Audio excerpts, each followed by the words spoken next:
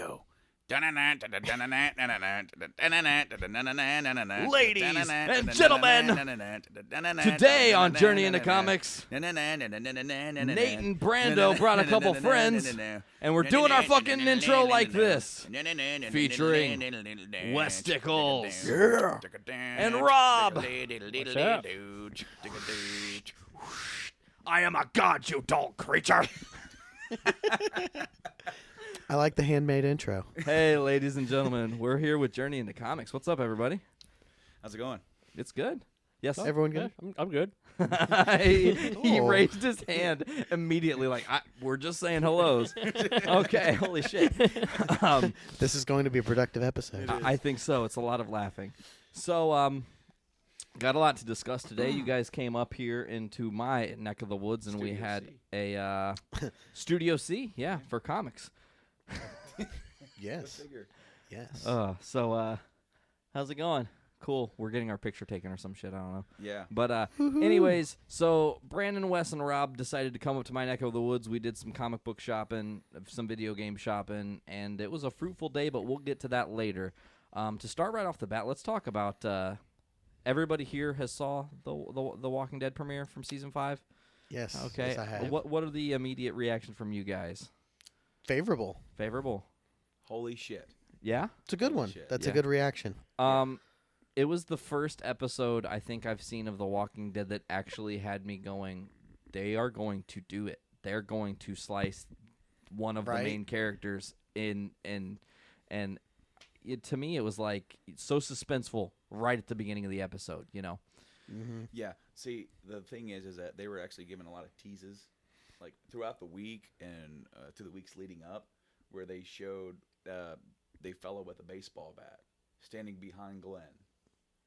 And if anybody, I mean, obviously, I know Wes and Rob aren't caught up on the comics.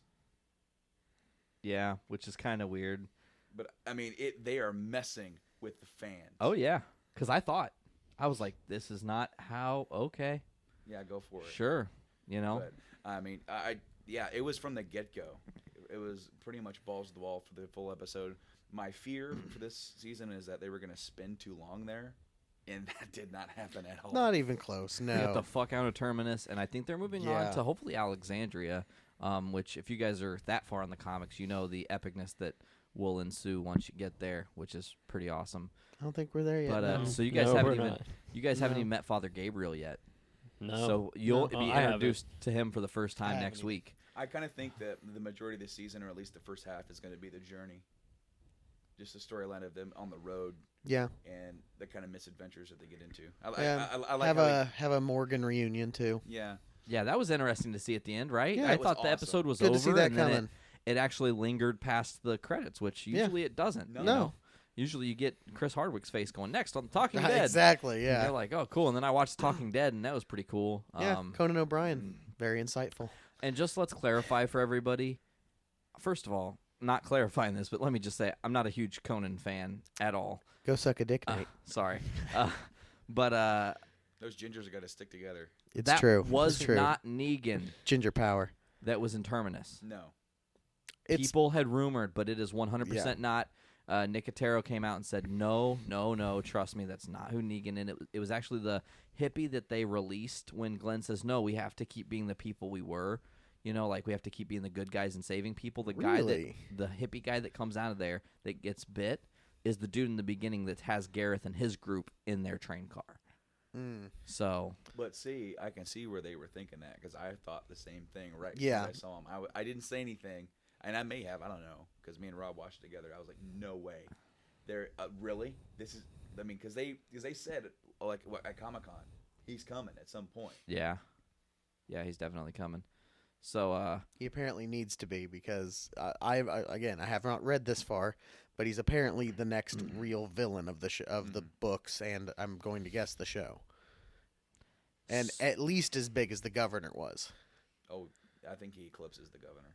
and I kind of want them to cliffhanger it again. I want the end of the season to actually cliffhanger again with right before when Negan shows up, right before the worst thing that he could do happens. And then start the next season off with that. Right there.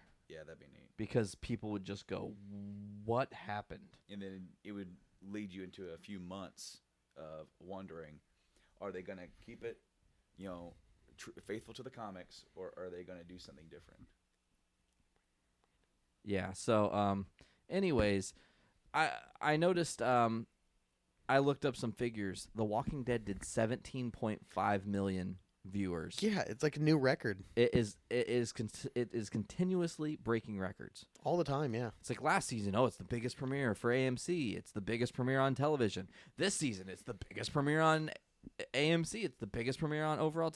It's like they set the bar so high for themselves, and they keep pushing. No joke. And they keep pushing. And this is one of the few shows, or in the advertising campaign, the biggest show on TV. Well, to be completely honest, it probably is. Yeah, no. It's definitely up there. Yeah, it is. It's pulling in huge numbers and it's huge ratings. It's one of those things that, and we all work with other people. I know some people have jobs where they are their own boss and they only work with themselves, so they don't have a ton of human interaction. Mm-hmm. But I know when I go to work on Monday, Jess and I are going to talk about what happened on The Walking Dead tomorrow. Oh, yeah. So it's fun because it gets everybody kind of having this conversation. It's like, oh, what did you see? What did you think? How do you feel? And it's a really good show for speculation. Also true. Very true. So, another thing, the Walking Dead, Scott Gimple and Nicotero say that it's going to weave in and out of the comics so fluidly. So there's going to be some stuff coming up that is so perfectly in storyline with what the comics did. And then right when I'm guessing you're going to think who's going to get something done to them, swerve. They're going to go out on what the comics do, change the story just a little bit, and then weave right back in. See, I think they finally hit their stride between what is in the comics and what isn't. Mm-hmm. They finally managed to nail a nice rhythm with it, where they're clearly keeping up with it in some ways, but they have departed from it in almost the exact same amount of ways. It allows, sorry Nate, but it allows the people who have read the comics to still be surprised. Yeah, it's actually brilliant. Andrea's death. Yes. Very surprising. Absolutely. Well, Dale's death. I mean, considering that Andrea, and this is not any kind of big, scary spoiler, but Andrea's very much alive in the comics still. 132 just came out, and she's still very much alive and has a relationship with Rick, and and we don't know, even me and Brandon right now sitting here talking don't know how that relationship developed. Mm-hmm. We know where it was at a certain point, but where it is now in the comics, because of the time jump, you're not sure how it got to the point they are now, Yeah. So I think that's interesting that they're kind of keeping some things separate, some things are very together. A show that I can honestly say I'm just along for the ride with is actually The Flash. I don't read The Flash. I've never read a Flash comic. You're missing out. I have heard good things, honestly, and I strongly consider going back and picking up the new 52 Flash series. Start with Flashpoint, actually. Oh, I've read some of the Flashpoints. Okay. Not Flash's story in Flashpoint, but I read like Batman's story in Flashpoint. Read the main story for Flashpoint and then pick up the new 52 stuff. It's not directly relevant by any means, but it's good. Other than the fact that Flashpoint is the reason New 52 exists in a plot line sense. Oh, okay. That's cool. Yes. So, yeah.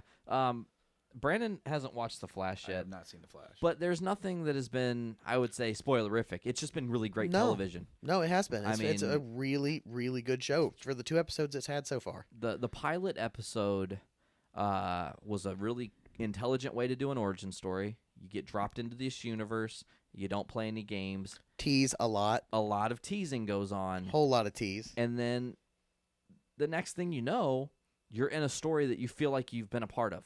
And you're just sitting there like, yeah. Yeah, it's really well done.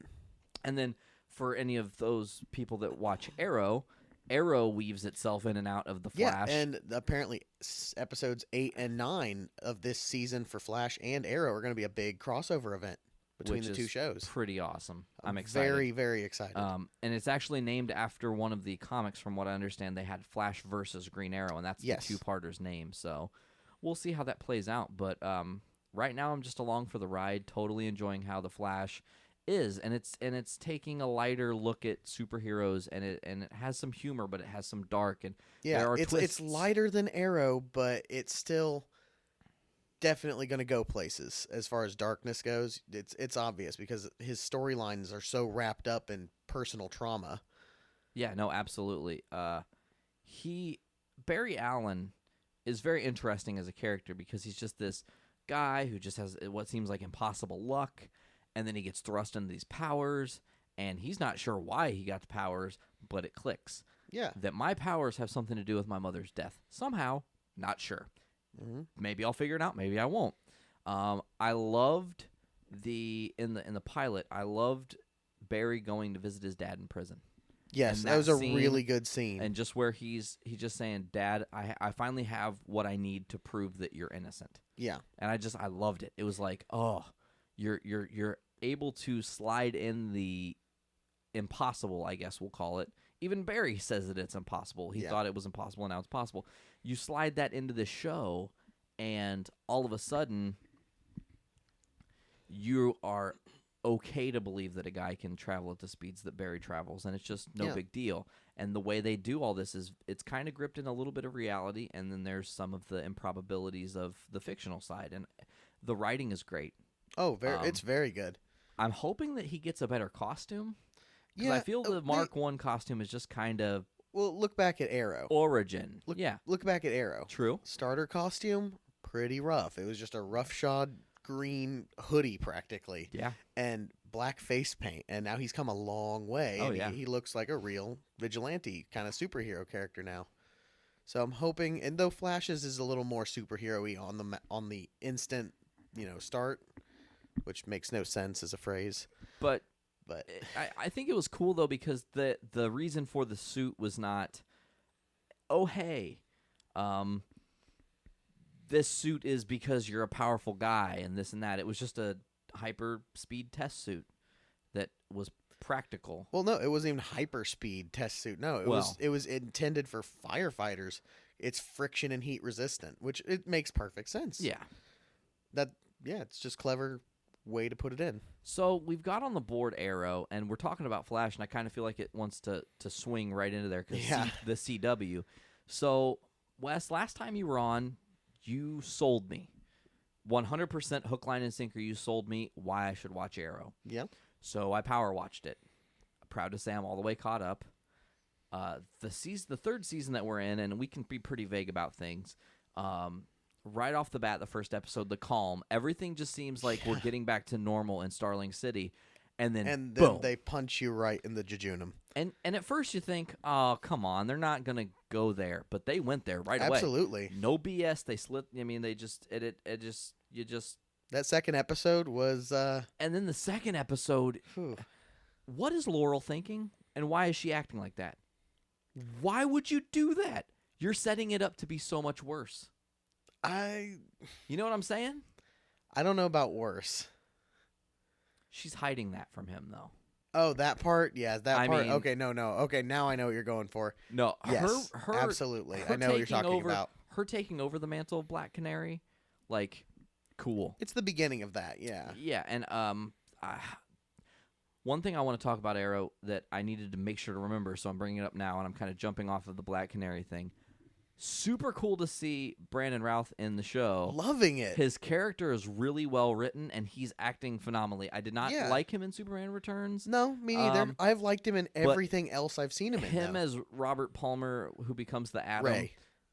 It is Ray Palmer. See, I don't know that fair enough universe very well. But he really does own the scenes that he's in. No, absolutely. He takes command and really good. Very believable.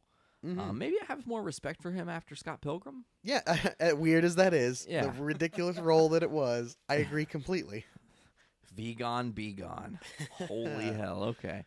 So we're not going to go too deep. Wes, at some point I'd like to just have, or Wes and this whole lot of us, I would like to have a full-on conversation of Arrow once everyone's caught up. And Brandon, hopefully, will get to that after his Game of Thrones venture. I mean, that is a venture, which it is. I mean, I finished season 1 of Game of Thrones, and I'll get back to it. I know where I left off. Like I remember where it ended. It ends on a pretty interesting note. Yeah, no, absolutely. But one thing we are all caught up on is a fantastic show on Fox, Gotham. Yes, and was it Monday night they premiered the Arkham episode. Mm-hmm. Good to see that thing on screen. Absolutely. Just seeing the gates was really good. Neat. Your killer guy. Simple. very simple, but creative. I guess, yeah. Well, the thing so far is that they're basically simple villains that they've introduced so far with a gimmick. And they're building all of their star villains in a slow roll. Fish Mooney is wonderfully. Getting the Fish Mooney scene. The Fish Mooney stuff in that third episode was amazing. Yeah. The audition stuff. Oh, yeah. Well, and then more audition in the fourth episode. But Brando? My only worry is that the show's going to get caught up in formula. Because I'm not sure if you've noticed, but maybe with Arkham it's a bit less than the other few episodes have, but it's almost like the episode starts the same, it goes through the same motions, they talk to the same people, and the episode ends. I'm not saying that necessarily a bad thing, but it's kind of what I call the house syndrome. Eventually, someone gets sick, he's an ass, he figures it out, and something bad happens, then they figure something else out, and then he has a revelation, and then he hits on Cuddy, and then he lives. It's true. Yeah, that really is pretty much how House went the entire freaking series. That's my only worry. Hopefully, it doesn't fall into that. The only reason I'm going to say that it will not is only because character-wise and storyline-wise, obviously, we are going to be seeing the meteoric rise, I should say, not meteoric because they fall. Anyway, the enormous rise of the Penguin. Oh, yeah. So far, it has gone so well. I mean, first episode, he obviously is put down is a good way to put it, but he comes back. He comes back harder, faster, stronger, more intelligent almost, and he just starts reaming Gotham a new one from the ground up. What a gnarly way to start that episode, by the way, with him going right to Gordon's place. Oh, yeah. Just right away. No bullshit, nothing. No. He just shows up. Boom. Hi, Jim. You know, oh, Barbara. Old buddy, old pal. You know, just like, oh, we're best friends. And then he tries to give him this heads up about this war that he is starting. Yeah, and he's trying to make a power play at Jim's loyalty. Oh, yeah. Yeah, I mean, I think that's going to be the one thing that sort of saves it is the intertwining of the other character storylines into the, I guess, the general formula of a crime drama. Yeah, because that's all it is. Yeah. I mean, let's look at it in a non-subjective perspective. It is just a crime drama. However, one thing I'm really starting to fall in love with is how little you see Edward Nygma, but how epic his roles are. It's so he brief. Pops in. It's fun little teasings. You know he exists. Yeah, I love it. I like it. Yeah, totally. I think it's going to be fun when we get an episode that does have him prominent. By the way, when Gordon is looking at the file, you remember when he pulls up the Arkham file when they say the guy dropped off all the evidence from the fire? Yeah. I paused it, and the date on the thing is 9/12/14. So it is modern. Current, modern day. Current, It is. but everybody in Gotham has flip phones. Yep. Maybe they're just like different. I said in the Baller Minutia Saga Part 2, 1, don't remember which one. Anyway, it's just that Gotham is an old-timey city. It's not modern enough yet. It's so downtrodden by crime. I do have it can't progress at the same rate almost. Right. I do have a weird thing that I thought of when we're watching these episodes. When we're watching these episodes, they kind of remind me of like the Batman animated series in a way. Oh yes. Where like each episode is sort of like into itself, and the actual like, would they introduce not just a major villain, but they'll have something smaller going on that Batman has to deal with. Obviously, in this show, it's Gordon, like with the kidnappers. Or with the Balloon Man or something like that. Balloon Man was a lot of fun. Yes, it was. What a creative way to kill somebody. I know. That's a good way to kill someone. Tie him up to a balloon and go. By the way, one episode we haven't really talked about, but it hasn't been brought up on the show at all. Episode 2, the Selena Kyle episode with the literal kidnappers. Yeah. What a creative writing thing. Yeah. And you think that everybody's going good and everything's safe, and then they're the bus drivers. And you're just like, that's fun. You know? And then they also led up to I'm going to call him B class villain, but the Dollmaker. Oh, yeah, absolutely. Yeah. He's done some very interesting things in the comics before, but he's really not an A-lister. No, not by any stretch of the imagination. Yeah, Joker has some fun encounters with him in the comics recently. Absolutely. Man. But I think Gotham is doing a good job of trying to stay on top of the game and trying to slowly evolve itself, but not give too much too early. Yeah, because if they blow it all right away, what's the point? Sure. I think early season prediction: Fish Mooney won't survive the season. It's very possible. With the rising of the Penguin, how the gangs are already at each other's throats, and she's planning to try and usurp. Yeah. Well, And another thing, Jada Pinkett, man, right here. on the money. It's all about dinero for her. And if they can't pay her because the show has instantly become a success, if they can't pay her what she wants, you think she's going to want to stick there's around? that part, yeah. They're planning now. The series they've been planning this season out. You know that they've got to be in talks with returning characters, returning cast. You know. Oh, of course. It got picked up for a massive season. Mm-hmm. So I mean, how many episodes? They're going to do like a 24? 24, 23, Yeah, 24? It was originally what, just like a 21 or an 18? It was going to be less. I know that for sure. Yeah. Now, what I want to know is who else here is excited to see but Angel Batista I was going to bring that up, getting actually. work in another show, but not as a like typecast as a cop. He's a like No. Italian mob boss. It's really nice seeing him in another role, and not just any mob boss either. yeah. That guy's a big deal. Oh, I know. It's fun to see because he and that scene, the whole restaurant I thing. loved it. With Penguin, everything, the way that worked. They're writing for him so brilliantly. Yes, it Weird is. thing. I'm sitting there and I'm watching, and I'm watching Gotham, and it occurs to me I have seen this guy who plays the Penguin before, Really? and I'm like, where is he from? He is in, and I don't know if this is what you're going to mention, but he's in Men in Black 3. He's Griff, the guy who can bubble into the future or past or present. Same guy. I haven't actually seen Men in Black 3. And then this is what you're probably going to say. He was in the season premiere of The Walking Dead. Yeah. I did know that. He was the first I one did to see get the that. axe. But he was also I in like season that. But 3 yes, or he was season in 4. a previous episode. Yeah, because he was He was the guy with the girl with the in girlfriend, that yeah. town. Yep, it was when fun. Rick went to go banish Carol. Isn't that when they find Morgan? No, because that was Oh, season no. 4. Yeah, Season back- 3 That's was after- Morgan. Yeah, no. Yeah. But they find the girl. They find the girl, and she got. She was dead, and Yeah. they didn't see him. And they assume the worst for him, and they didn't go back. But then And then they see him in Terminus. he had made it to Terminus. Because which wait, is, hold on. I'm just starting to realize this. They had all their belongings, right? Yeah. Like in that one room where Carol was coming in, and she found a watch. Yeah. Was that Rick's watch that Rick gave to that guy? I bet it was. Yes. Yeah. Wow. Putting that's two nice. together. Yeah. I hadn't realized that. I'd forgotten he gave his watch. Yeah. Yeah. That is nice. Man, I had something. Oh, talking about The Walking Dead real quick. I know we're kind of jumping around, but see, I lost it. Oh, Chris Hardwick had said it best on Talking Dead.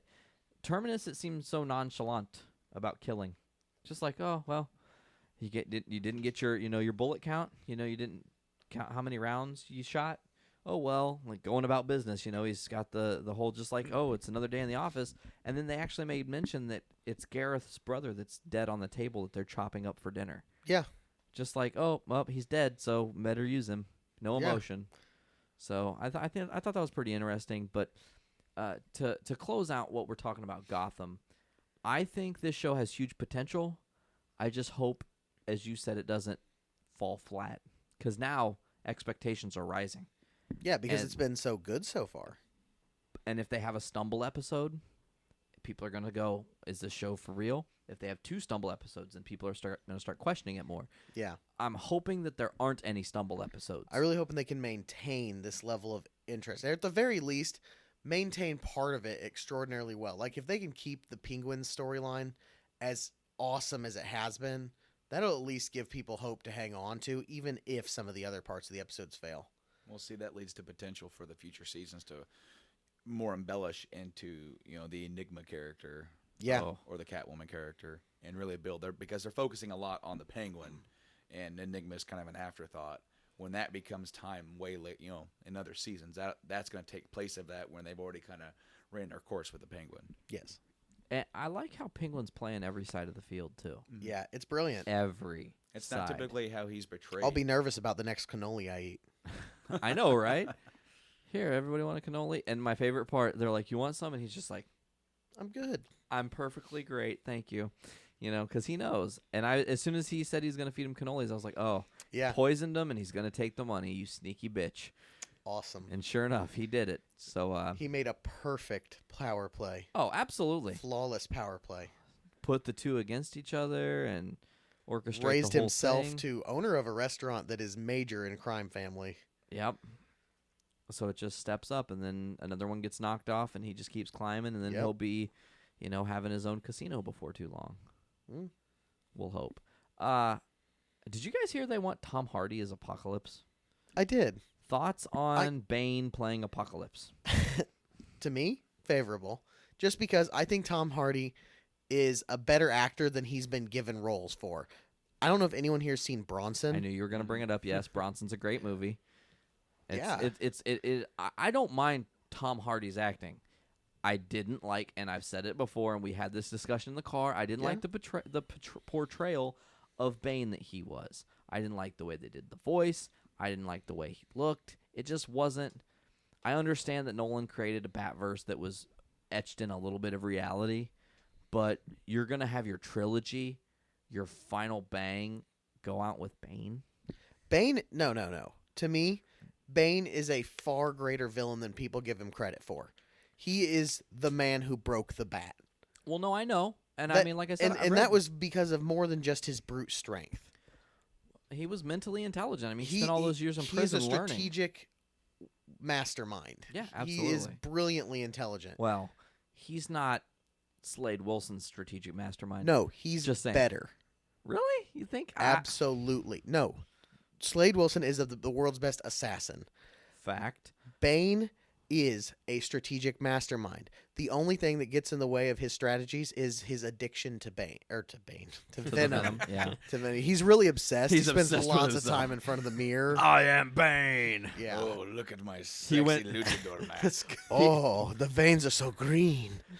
He went to see Guardians of the Galaxy, and every time Groot said "I am Groot," he's like, "No, I am Bane." He's just like screaming at the big screen. Everybody's like, "What is wrong with this guy? What is his problem?" No, I mean, just he has a genius level intellect. No, he does. I Almost, mean, like I said, almost, and actually, this has been tested before in some of the comics. He has almost a Bruce Wayne level of intellect when his mind is unclouded, because this is the guy who literally sat down for an afternoon and puzzled out exactly who Batman was. Yep. He figured it out without any assistance. Correct. And then went to Gotham and said, "Hi, Bruce Wayne, let's go." Exactly. Um, And he doesn't even use it against him. No. He sees no need to. but let's get back to the actual topic of how do you see him playing? Because honestly, build wise, it makes sense for him to play Apocalypse. He's Yes, the absolutely. size. He's the right size. But that's and I've said it before. I have a weird issue with a Marvel character. Like if Robert Downey Jr. was cast in 20 years as a Deathstroke character in some DC movie in 20 That would be a horrible miscast, but, But- it has nothing to do with what you're talking Oh, about. yeah. No, but what I'm saying is I would not be a fan of it because, again, he is Iron Man. He should stay in his Green universe. Arrow is what you should have said. Because that would be a logical casting choice, at least. What? Instead of Oh, him okay, playing okay. You said But he, Deathstroke, and I'm just think like, of what? him. Think of him older, gray, not all Robert Downey Jr. Look, yeah. But acting, I don't- no. Not that he couldn't pull it off. It's just it does not seem right for him. Is all I'm trying to say. But do you feel that if you are a DC cast superhero in a successful DC movie, that you should just stay with DC? No, that has no relevance. You don't think so? No, not in my opinion. No, I actually agree with Wes. I don't really think that needs. I to don't happen. think that there needs to be a divisive line between who's allowed in what series. Because, like, okay, for example, Ryan Reynolds playing Green Lantern in Deadpool. Yeah, Deadpool is okay because you'll never see his face. yeah. No problem. But Plus, if it Green was, Lantern sucked. It was bad. It was so bad. It was so bad. So bad. Interestingly enough, I feel like this guy's name, Tom Hardy, was also on the list for the next guy we're going to talk about. Who's going to end up playing Doctor Strange? Wasn't Tom Hardy on that list? He has been on that list, actually. And it's kind of been a revolving door of names. No, there's been so many names. I mean, at So one point, many. Johnny Depp was in rumored talks. Yeah, he was. It didn't happen. Joaquin Phoenix. Thank you, Phoenix guy. That guy, the brother that's not dead of Stand By Me, Jesus. So he's been offered the role of Doctor Strange. Ewan McGregor. Ewan McGregor. I'm pretty favorable toward that idea. He don't, did Obi-Wan well, and I can also see him being the pre-Powers rich snobby asshole. Yeah. That Doctor Strange was. I think he could pull both sides off. Yeah, and the thing is, he doesn't even have to be Obi-Wan at all. They're very different characters. Oh, absolutely. But Doctor Strange has a wiseness that really would fit with him. I agree with that. And appearance-wise, I can see it at 100%. Oh, yeah, for sure. These rumor mills of castings, everybody a long time ago was like, man, I think that Triple H is going to get the role of Thor because of how he looked, not because of how he could act. Can't lie, he's got that look. But used to. There's no chance in hell he would have ever been good for the role. No. But I would not have ever expected Chris Hemsworth to be Thor in such an epic way. But yeah, he's he perfect. does well. I am a demigod. I am Thor. I'm going to bring down the hammer. Suck it! Time to play with my hammer. Oh, shit. So, okay. Let's go around. If you could pick one person to play Doctor Strange, any singular actor, who would you pick? My pick has and will always be Viggo Mortensen. Oh, Aragorn, really? for those that don't absolutely. think so.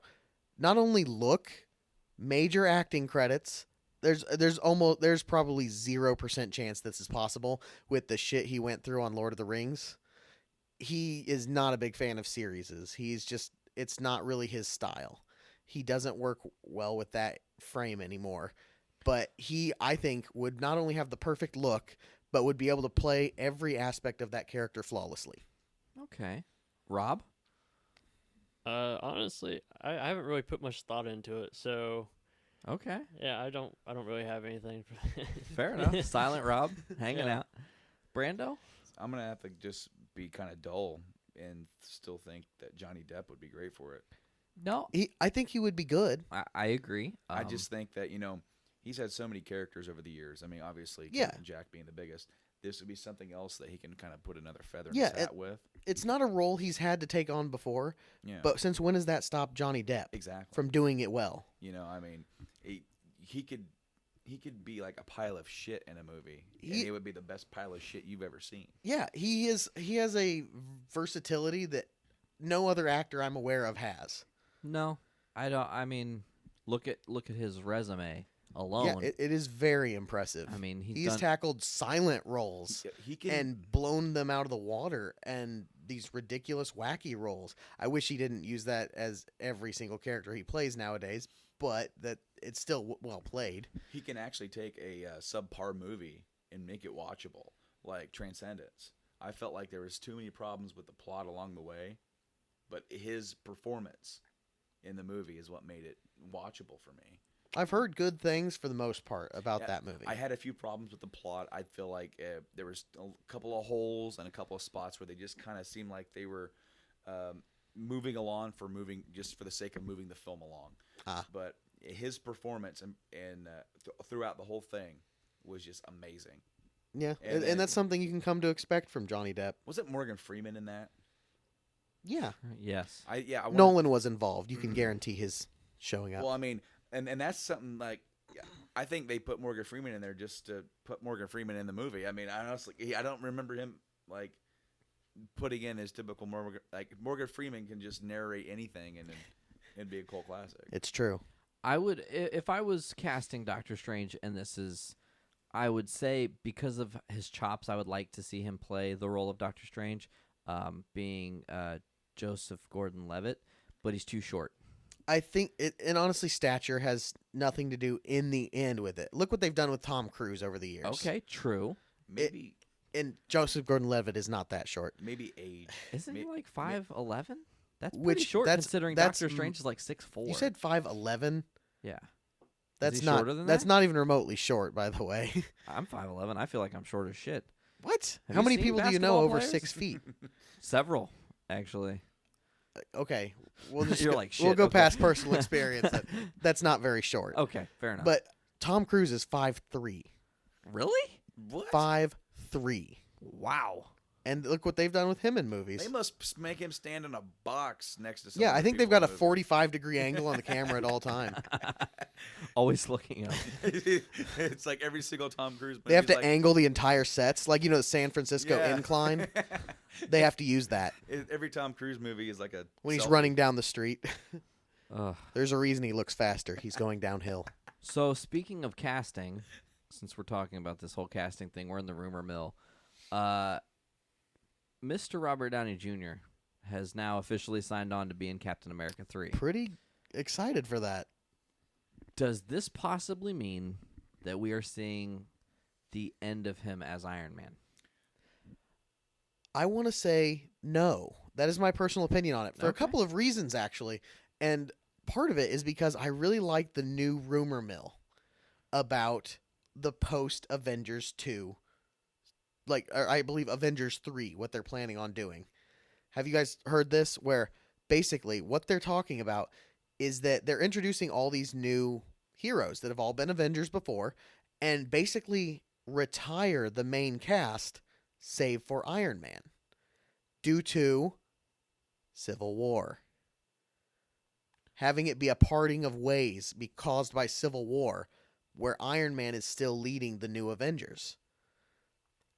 Yes, that's what I'm talking about. See, and that's what I was going to bring up. Interesting. That is actually what I see is happening. And Given the Civil War in the comics, it makes sense for Captain to disappear, at least for a little while. right? My thing is, I saw he's in Cap 3, and I know when you were last on, we were talking, and I said, is Captain America 3 going to be Captain America 3 Civil War? It's just too soon. And you said there's no way, but with Robert Downey Set up, Jr., though. Absolutely. But what, are you going to have an unannounced movie that's just going to be Marvel Civil War that's between 2 and 3? You mean that unannounced movie slot? Oh, there It's is still one. There's that's actually between still 2 and 3. two of them. One is probably Doctor Strange, and by probably I mean It's all Doctor but Strange. frickin' confirmed. Yeah. Okay, so but like it was just last week or the week before where Downey Jr. was actually on Ellen. And she Yes, was yes, bugging actually, him. yeah. She was bugging him about it, and he finally nonchalantly said, "Yes, okay, yeah." Civil War. For Iron Man 4. Oh yeah, Iron Man 4. For a Yeah. standalone Iron Man film. And Like, then he to me- turned around on Letterman Yeah. and said, no, we're not. We have no plans to Not do that. necessarily. It's basically how Yeah. he did it. So He was basically, like, he's just "Eh." he's just screwing around. He's messing with us. Yeah. But I just, considering he signed on to Captain 3, I don't think that's the appropriate swan song for his character. No, I don't think so either. Iron Man Okay. 3 could have been, but I'm glad that it's not. It's just, Well, and I think Iron Man 3 set up the Marvel Universe to now Tony Stark doesn't have to be the guy who's in the suit. Tony Stark could be the guy that supplies the tech. Tony Stark could be the guy that is helping create a stronger Iron Man armor. for But- many reasons, I think that's a flawed way to go about it. It maybe is, but how many more years can these guys pull off these young Robert Downey Avengers? Jr., plenty. Okay. Chris Evans, not so much. Yeah, and he's talked about how that's the case. I mean, Yeah, and because Captain's supposed to be the pinnacle of human physical condition. Tony Stark, he shows wear and tear over years. and is a drunk. Also that. So Still kind of want him to tackle that. Which, yeah, I mean, I guess Downey Jr. has some history with that, doesn't he? history. That's probably why he Yeah. plays the character so well, and by probably I mean is. Yeah. So I was on superhero. Well, let me actually backtrack this a little bit. Thursday or Friday, one of those days. Was it Friday? Yeah, I think it was. Friday, I went on Yahoo.com and scrolling down, and for some reason, my feed on that has a lot of comic book news, which I never programmed. So that's kind of terrifying a little bit. They're spying on you. Maybe. I thought the NSA was over because we don't hear about it anymore. Oh, just because they don't hear about it. I mean, just Ebola and ISIS have taken over. Yeah, I the say news. we've got other Big initials to worry Ebola. about. Yeah. I'll still be gluten free, damn it. But I'm scrolling through and it says Batman v Superman Extra risking $5 million lawsuit for script leak details. Yeah. And this guy has come out and said that Jenna Malone of Hunger Game Catching Fire fame is going to be playing Carrie Kelly, the female Robin, Yeah. which is lined up pretty dead on with what they do for Dark Knight Returns. So Yes, I don't think that that's where they'll stay. I mean, they're not going to be verbatim Dark Knight Returns. they can't. They're No. clearly trying to channel it, though. Oh, absolutely. Which is a great idea. It's one of Batman's best stories. But with Carrie Kelly as Robin, that would be really awesome. Yeah, And with the grizzled Batman they're planning. Yes. see, and it'd be here's cool to something. have that. Here's something interesting I found. So I read that article and I told you guys like we have to talk about this huge news. I just saw it, and then sure enough, a couple days later, I think it was today or yesterday, on Superhero Hype, officially, Jenna Malone is confirmed to be in Batman v Superman. As I before, have yet to see a confirmation, but I'm very interested. but yeah, Superhero Hype's got it. They have all the official blah blah blahs where you can read about it. The official blah blah blah. I'll look into Yeah, that. well, Blah blah blah is a very words. technical term. It It's is super very- technical. It's so legit, man. So we're talking about chicks in comic books, and they aren't comic books, but new Ghostbusters all-female cast? Question mark? Question mark? Question mark? That's another rumor at the moment, though founded in Bill Murray being like, "That's a cool idea. I'd support that." And then he even went so far as to name his dream cast, which Yeah. included the chick from Freaks and Geeks, Kristen Wiig, Melissa McCarthy, and Emma Stone. That would be an amazing team. And then the directors have said, we don't want this to be a reboot trying to channel directly from what Ghostbusters was. They want it to be a horror comedy. That would be fun too, to make it more. Oh, yeah, I know what would be good as a channel kind of thing. I don't know if you guys have ever seen it, but The Frighteners. No, actually, what the guy said, who was doing the interview, who's the director of Bridesmaid, I can't think of his name. He's great. I But don't know who he's he the is, guy but that's he's directing great. the new Ghostbusters reboot, and he said Yeah. that he wanted the movie to be like, how did he word it? It was Paranormal Activity meets whatever comedy movie he named, which I can't remember the comedy movie, but he specifically said he wants the horror to be like Paranormal Activity 1 with comedy that's genuine, creating a new kind of Ghostbuster story. That would be awesome. But also you got to think too, though, the all-female thing that is completely rumored. Well, it is. Completely. The new film is, however, supposed to be ditching. Well, not ditching, but a reboot, actually, by all intents and purposes. So They're not does even that going to mean- refer to the original movie. Correct. They might have the original cast in it. Yeah, they said they might have cameo roles, but not in the characters that they Nope. were. Nope. Disappointing, It is. but It'd be I'm- really. I but- can see why they're trying to do that. But you have to admit, if Dan Aykroyd was in a library and got scared shitless, that would and be then- amazing. And then they go and hunt him out and find out what he's doing. They're interviewing him and shit. That would be amazing. It would be a great so- bit. see, they got something coming up that I thought would have been tremendous. Not to go off on too much of a tangent here, but in Ghostbusters 2, during the World of the Psychic show, there are two premonitions about the end of the world. One of them is in that movie. It's New Year's Eve. The other one is on Valentine's Day in 2016. True. And it's supposed to be an alien told her, which is also paranormal, not necessarily ghost, but Yeah. maybe But the fact is, we're creeping up on that date, We are. and so how cool would that be That would be a lot of to fun. connect them? Maybe even if it's not the same cast doing the same stuff, but if it's like for say the all female cast, and release that movie on Valentine's Day or somewhere around there. A tip of the hat. Yeah, it's That like would be really cool it's like for them and to do that. Both of those premonitions came true, and somehow they both got stopped. That would be awesome. Yeah, I kind of thought about that when this whole thing kind of. That would be a great nod to Yeah. old Ghostbusters. Yeah. I don't know. It's just a bunch of squiggly lines. I am sorry, my friend. This is not your This lucky is not day. your lucky day. Oh shit. So I have to ask, what did you guys think of coming up here and all the events that took place today? You guys want to walk through them? I want to hear from your perspective. I live up here, so nothing's new to me. Favorable? That is one of your I mean, favorite words. It's a good one. It's a good word. Yeah, it really indicates is. pleasant favoritism. toward things. Correct. Okay, well, these two schmoes over here proceeded to get like what, an hour and a half of sleep, if that. Yeah, that was Okay, a little I rough. mean, you know, and I thought I was, you know, going to be having a hard time getting up and getting around today after working night shift, you know, pulling myself out of bed.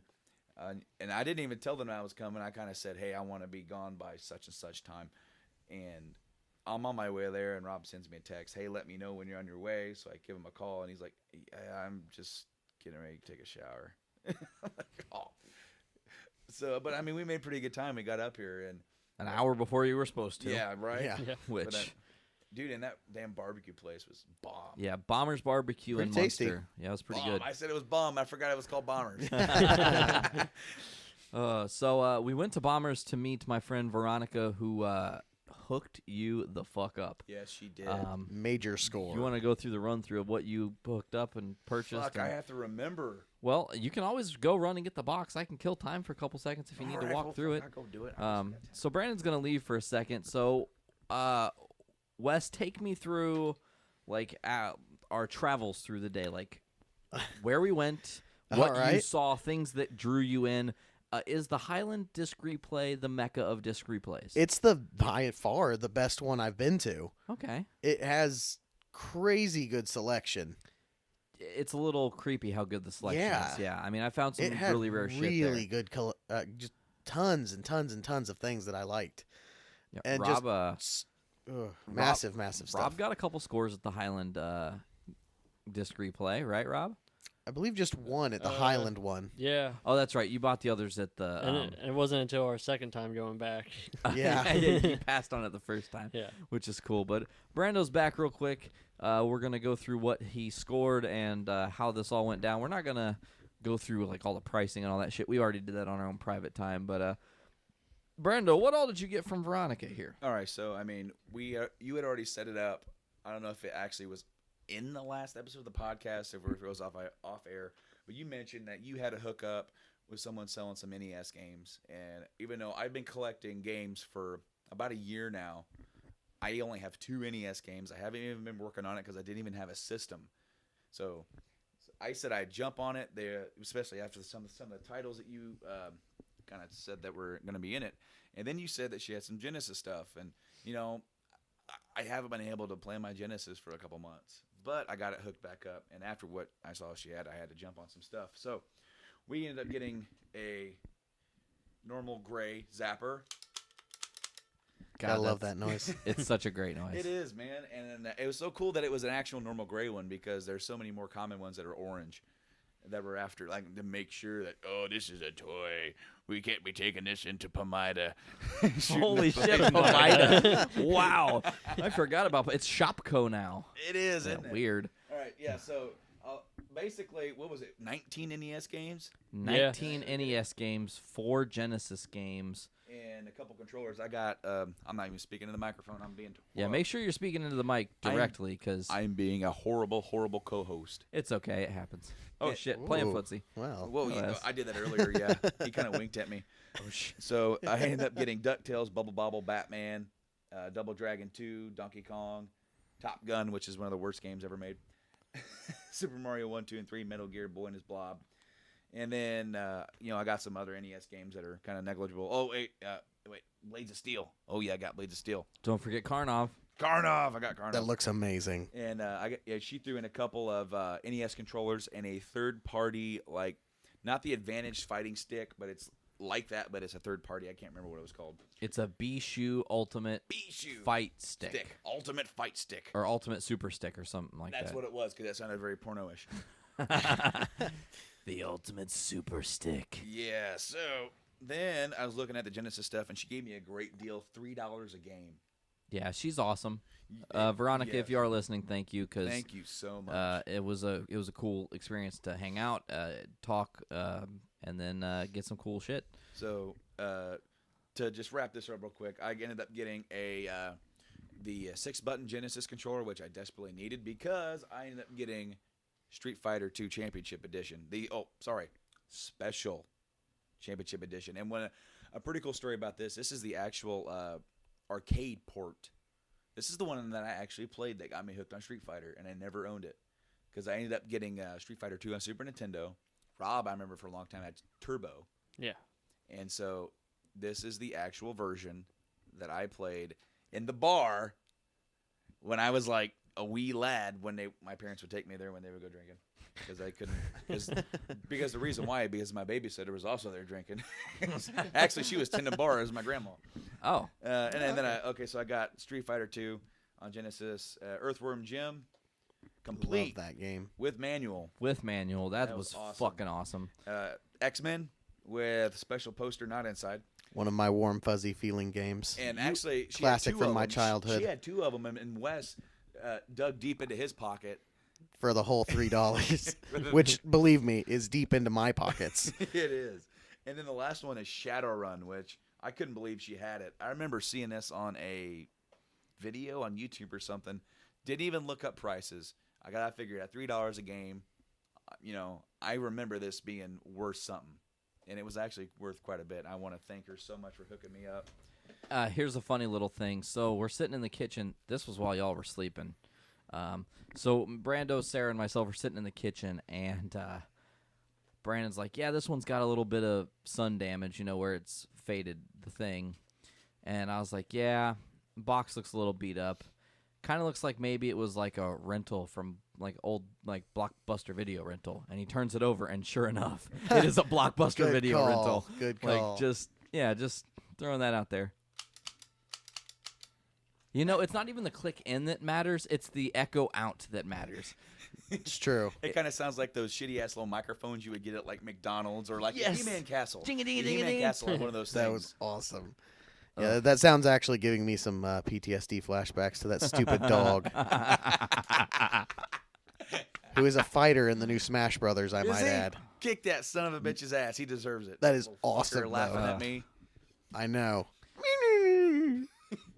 Go to hell. So we got done with Bombers, and I decided to take the guys around to the different disc replays and show them the comic shop I shop at, which, let me just say, we didn't do the comic shop last, but it might as well have been last because I didn't think I was going to be able to pull Rob or Wes out of the building. Good God. It was, I don't think I've ever seen two kids more like, kids in a candy store, like, oh, look at this. I had a gleeful smile on my face the entire time until I remembered I was broke. And then he was like, fuck. The longer I stayed there, the sadder I got. But I'm serious. Come back. They've got some great deals. At That is 10th the best Planet. comic book store / gaming store that I've ever been in. And they do Magic the Gathering. Fantastic. Yes, which I loved. They do Friday Night Magic every night. Every Friday night they have Friday Night Magic tournaments. Funny story, real quick. We went there last winter to pick up some comics, like we do, and we get to the comic shop, and there's a police officer outside with the lights on, and I'm like, this fucking place get robbed? That would be awful. So we walk in, and we're like, hey, what's going on, Dan? And he's like, oh, so this guy's Magic collection got stolen, and it gets so much crazier. This guy's Magic collection got stolen, and the first thing he did was call all the comic shops and let us know. And we knew what we were looking for because there were 3 specific cards he said would be in perfect order. And the guy who stole them took them to 10th Planet. So they said, hey, hold on, we're going to do your trade in a minute. Called the cops. Busted. And Awesome. he got arrested in front of 10th Planet. I watched the whole thing happen. It was so cool. Beautiful. Absolutely. Motherfucker got justice. Huh. So, yeah, that was cool. But Brando picked up some stuff at the 2 disc replays we went through. Yeah. Nothing, I mean... No, there's a few things I was looking for. The number one thing I was looking for that I've not been able to find in my area, Shenmue 2 on the original Xbox. And you got it at the second disc replay, the Yes, one it in was. It Maryville, was at yeah. the second one. But yeah, And that in was really good condition. It is. With the DVD. Yeah, and that was sort of my candy store, if you will, because there was a lot of stuff at both of those places that I wanted. I had to manage my money because you can't buy everything. But at the end of the day, you got something that you desperately needed, and it was kind of full circle. I didn't know that you were planning that, and I'm kind of happy that they ended up having one. But Oh yeah, ending up finding a top-load NES that you wanted to purchase, the price was right. It was in good enough condition. We have tested it. The system itself works. yeah, it fired right up on the first try. I remember the old toaster NESs. You'd have to do everything to those dang things. To Hit get them on the work. side, Yeah, blowing it. Yeah, you had to wear your socks, rub Ridiculous. them on the carpet, and try to zap it, and spark some life into that old bastard. Clear. Yeah, but I mean, it was so cool. just coming up and being able to find some stuff that I've been looking for a while. And when I went into the comic shop, something that Wes just threw me off with his like orgasmic sort of eye roll, like, "Oh my god, I want to spend money." I wish there. I had so much. I want to come here at tax return season, but I'm worried I'll blow it all. Oh, you will. Trust me, there's so much there. Well, see, it's like I'm not as big into comics. I'm a little into comics, a lot into gaming. You're the opposite. But there's some stuff there that I want. They had something I didn't even know existed. Star Trek Next Generation crossover with Doctor Who. Yeah, that sounds fun. I I'm want to like- try. I want to see that. In their trade section, yeah, because I realized that, yeah, they did do the individual issues, which if you want to pick up the single issues, it would be, you'd probably be able to get them at cover price. I don't think they're that rare, but I could be wrong because I don't really pay attention to that market. That just threw me off because I'm going around and I'm having fun. I'm seeing stuff that mildly interests me, or like I saw like I want to get my Walking Dead collection going, so I saw that and I'll always say I can't buy it. I just spent all my money, but then I see the TNG. I'm like whoa, what? So I instantly send a picture to my wife. I got my wife loving TNG. She's trying to get me loving Doctor Who. It's not quite there yet, but it's a unique play on like it's plausible in a way Yeah. Absolutely. that those two fandoms can cross over.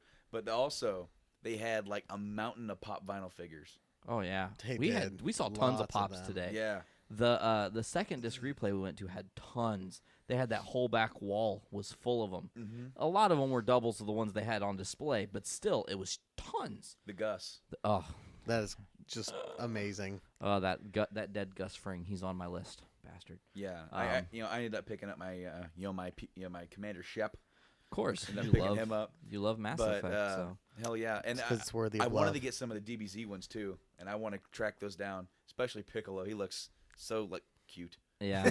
So There's no does other way to put that. Frieza Final Form is I think my favorite from that series. Yeah, he looked good. I thought Perfect Cell was pretty awesome looking. Also true. Goku looked great. They all look great. Anyway, Honestly. like what Rob picked up something at the comic book store, right? He picked up things at every store we went to today. This is true. Yeah, I did. Yeah. Yeah, at the comic book store, I got a couple like Green Arrow trades. Sweet. Was that it? Yeah, just those two things. Oh, Bill, because you were interested in like some of the magic pops. Yeah, everything else I looked at was pretty much magic. So You were like magic. And Nate actually ended up getting something as well. Yeah, I totally spaced, and when I placed my order on Midtown this week, I forgot All New X-Men 32, which mimics All New X-Men not All New X-Men, Uncanny X-Men 129, I do believe, which was the first appearance of Kitty Pryde. And on the cover, I think it's 139, because it was right before the Days of Future Past. But the cover says, Kitty Pryde's in the center, and it says, "Welcome to the X-Men, Kitty Pryde. Hope you survive the experience."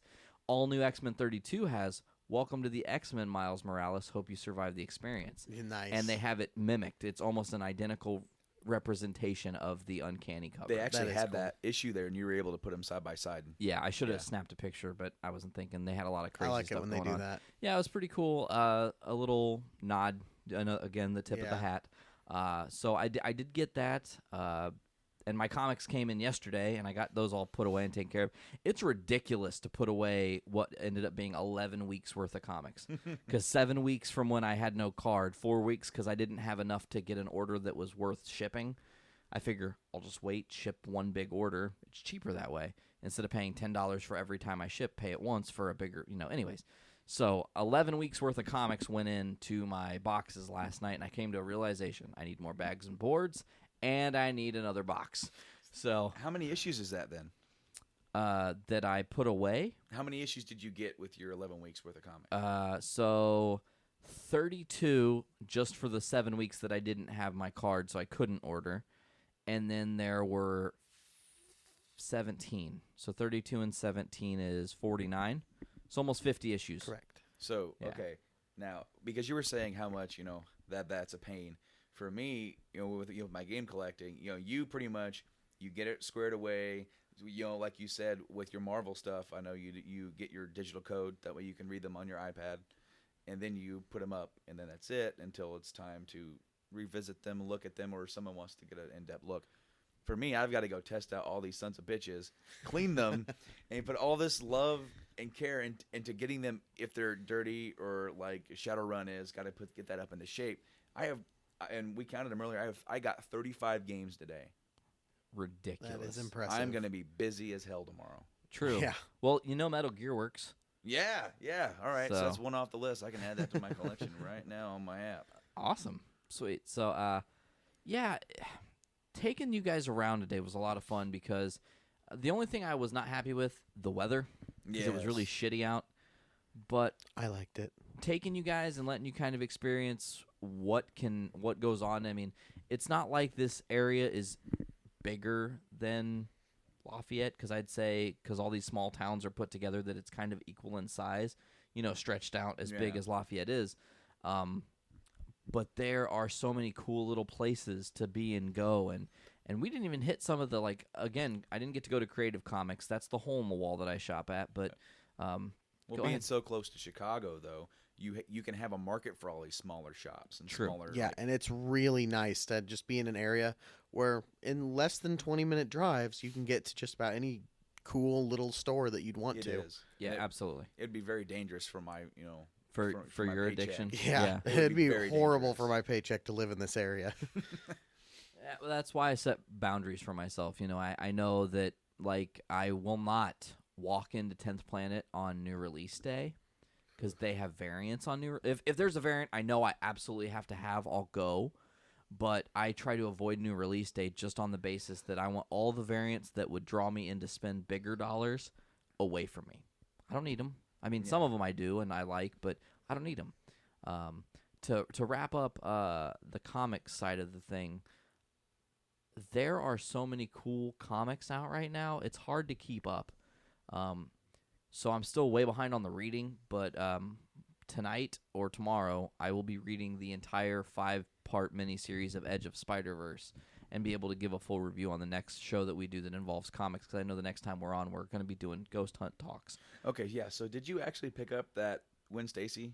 Did you get that in the mail? Yeah. Okay. Which sucks because I paid $7 for it with shipping, and I could have got it for $4. Yeah.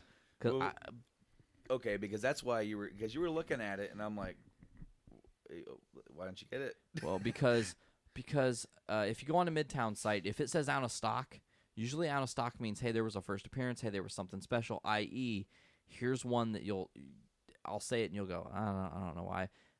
Current run Daredevil number 23 has no importance, except for it is officially marked as the first appearance of Superior Spider-Man.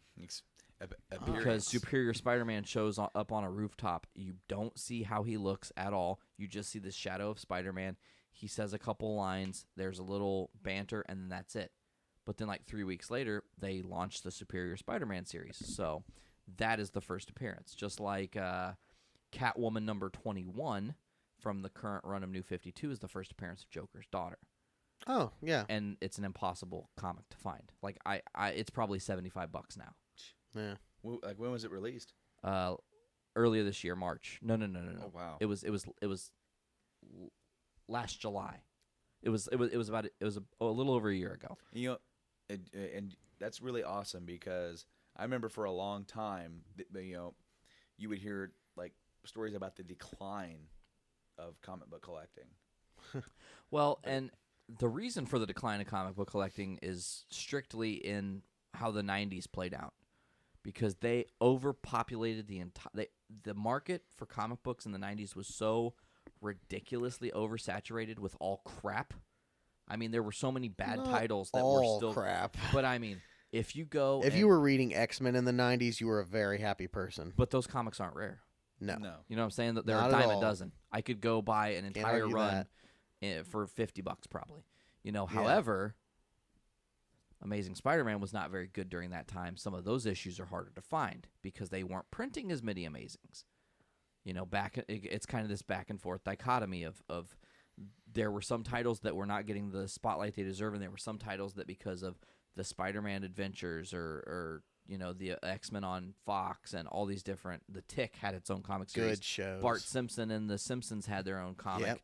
Yep. Beavis and Butthead, Ren and Stimpy. All these television programs were trying to cash in on the comic craze, and that oversaturated the market in such a way that it's funny talking to Jim and from Creative and Dan from 10th Planet.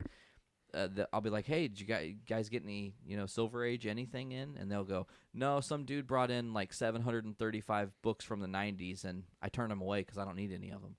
Jeez. Because why does he want to pay 25 cents a book when he can't even sell it for $1? Yeah, right. You can't give them away, Wow. So that's just the facts, man. I mean, it's just a marred moment of comics, and now they've changed it. A regular comic cover, you're going to find a dime a dozen. Those variants that they release, those are the ones of value, So that's the comic book side of all of these things. Anything anybody want to add from today? Thoughts, questions, comments, complaints about the day? Hmm. We're all just looking at each other intently. Well, I can say that I didn't need a nap. Yeah. Taco. Yeah, Taco. Taco. I am Taco. I am Taco. He's not Groot. He is Taco. I am Taco. Do you even remember saying that, Wes? No. I'm a Taco? Did I say that in my sleep? Was that what it was? It's when you walked When you into were the room. sleeping on the air mattress, you were laying in such a way that the air mattress was like folding in, and he said it looked like a taco. So I actually walked in and to wake you up, to get you moving around before we recorded the podcast, and I went, "Get up, Taco," and you went, and you stopped snoring, and like you sighed, like, "Don't call me Taco." And then when you got up, we were all sitting in there. No consciousness at all there. Yeah, well, I mean, we were all sitting in the other room, and you walk in, and Rob called you Taco, and you go, and you go, Taco, and then Nate goes, "Yeah, Taco." He goes, and then you say, "I am Taco." I did say that. That was definitely. I remember saying that. I was like, I was in the just woken up thing. I was not remembering all things accurately. Going back to this short conversation we had in the car, tacos aren't Spanish. They're not. Really? Yeah, no. They're Mexican. Yes. Yeah. Spanish food is totally different from Mexican food. Absolutely. I looked all that up today. Absolutely. Yeah. Very, very different breeds of food. So, Soab? DC's lineup that's coming up. Oh, We're kind of jumping all over the place. I sent that to you guys, and you know what's funny? I kind of fucking called it. I didn't officially call it, but I kind of called it. Justice League being a two-parter? Come on now. That's not really a shocker. It's not, but what did I say? There's no way you can introduce all those characters in Batman v Superman and not have something big enough to contain them all. They have that I won't argue. But they've got 3 movies to build to Justice League. Suicide Squad, Wonder Woman, and Dawn of Justice. Yeah, which is baller. Can't wait. Absolutely. Got to work that word in there somewhere. Every time. Well, not every time. It's a new thing. But I should talk about the minutia. by the way, speaking of the Baller Minutia Saga, we have talked about loosely maybe making a comic book out of this. It'd be kind of fun. Oh, that would be very outrageous. interesting. Maybe do an audio drama of it. Just us talking the characters over and being ridiculous as hell. Man. Man. And Deddy, what was it? Deddy Hand Valen. Deddy Hand Balin. It was Balin. Deddy Hand Balin. Oh, awesome. So here's my concerns with the DC lineup. Number 1, they're going to recast The Flash, and it's kind of annoying. DC, get it right. Because here's why. What on earth are they recasting? They're not going to have... No, they're not going to have Grant Gustin. But here's the thing. You're going to have... But they said a while ago that they're not going to cross over at all. But that's dumb. You're going to have Don't somebody get me wrong, who's going to be I think it would be cool. But you're going to have a guy so closely associated with The Flash by the time that movie comes out, because that series is going to go on. They're not going to just do one season and get rid of it. Yeah, no kidding. It's I too can see good. your point with that, yeah. So you're going to have somebody who's closely tied to the character, and then on the big screen it's some other dude. Yeah, it's a little off-putting.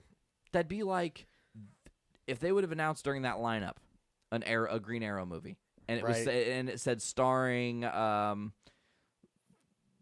actor A, Tom Cruise, whatever, Matt Damon, you know, Matt Damon. you know, some Gaming. obligatory character, because whatever, everybody would have been pissed Yeah. because Stephen Amell is Green He's Arrow. He doing is very Oliver well. Queen. See, the only thing I was really hoping, until they finally confirmed that it wasn't going to happen, crossover, I was really hoping that they would get him in get a blonde goatee on him, maybe throw some age lines on, and have him throw a few quips as he puts some boxing glove arrows into some thugs in, Dawn of Justice. I wouldn't have cared. Just a nice little cameo, but to confirm that he would be it, because that's the one thing we haven't seen from him yet in Arrow. His almost Spider-Man level of humor in everyday life. Oh yeah, but and Brandon hasn't watched, but the show is so dark that I don't It's know. very dark. I don't know that they they have reach. to get there eventually, though. Maybe, but He's gone shit through got so serious, much but shit. shit- And don't get me wrong. it got serious in season 2. It's already serious in season 3. Where do you go? How do you build from what they did at the? I mean, I know it's all fresh in my mind, but No, it's pretty fresh in mind. you know what I'm saying? Like where they left off in season 2 to where we are now in season 3, and how they're progressing the story. Where do you go from here?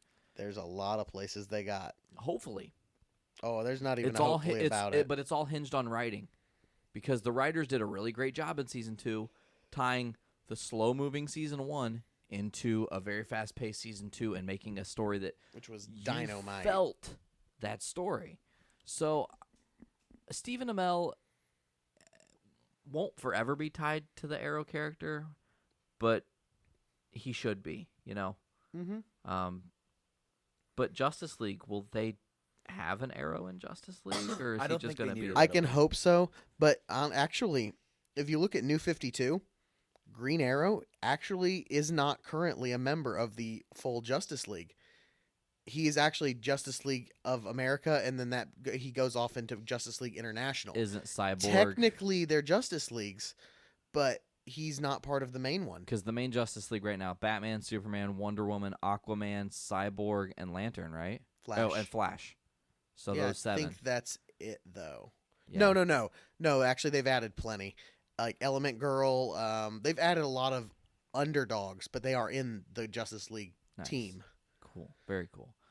Were there any movies on that DC list that made you guys go, oh, okay? Cyborg. Yeah. Yeah, A Cyborg. standalone Cyborg film. Yeah. That is the one I care the least about. I'm worried that by that time it's going to get chopped. It'll never make it. It's so far out. I mean, I'm it is. hoping that with what little they have of him in Dawn of Justice, because from what I understand, it's going to be a small role. mhm. I'm hoping he can sell me on Cyborg being interesting, because for a very long time, and it's backed up by the comics, it's not that I think he's a bad character. He's just probably one of the least interesting major players of the DCU. He is character. Nothing special. He's not a good character. He's not a bad. He is just a guy who's a cyborg. Yeah. I He's mean- not. He really isn't a bad character. I actually kind of enjoy, especially his stuff in Teen Titans, just because the team dynamic works so well. Yeah, true. So here's the question of the of the day, though, with DC finally committing to doing a long scheduled release, much like the Marvel universe has been doing. Is that going to oversaturate the market with superhero films? God, I hope not. I don't think so, because at this point Not for it's me.